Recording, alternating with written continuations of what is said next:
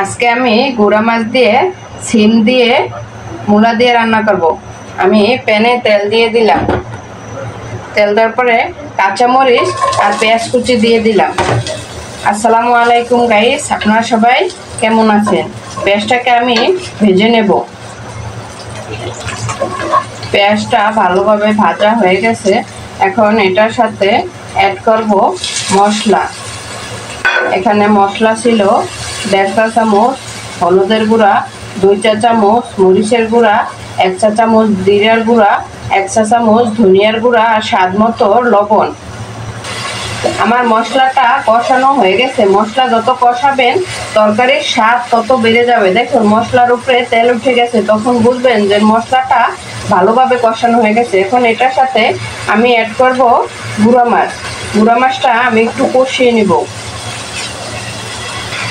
মাছটা কষানোর জন্য হালকা একটু পানি দিয়ে দিলাম। আমি এই মাছটাকে একটু নাড়াচাড়া করে নিব, নিচে যেন পুড়ে না যায়।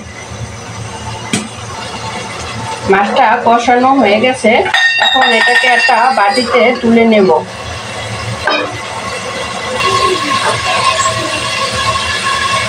আমার মাছ তোলা শেষ। দেখুন মাছের কালারটা কত সুন্দর আসছে। এখন আমি দিয়ে দেব সিম।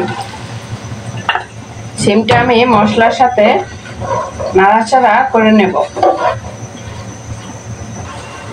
দিয়ে দেব মূলা। মূলাটা আমি সিদ্ধ করে নিয়েছিলাম, তাহলে মূলায় যে গন্ধটা থাকে ওই গন্ধটা দূর হয়ে যায়। আমার সিমটা কষানো হয়ে গেছে। এখন আমি এটার সাথে অ্যাড করব গরম পানি। ঝোল দিয়ে দিলাম সিদ্ধ হওয়ার জন্য। পরে এখন এটার সাথে দিয়ে দেব গুঁড়া মাছ। আমি কষিয়ে রাখছিলাম, ওই মাছটা এখন দিয়ে দিলাম। দিয়ে একটু নাড়াচাড়া করে নেব।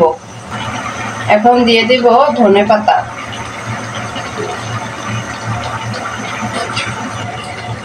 দেখুন আমার তরকারিটা কিন্তু রান্না হয়ে গেছে। কালারটা কত সুন্দর আসছে।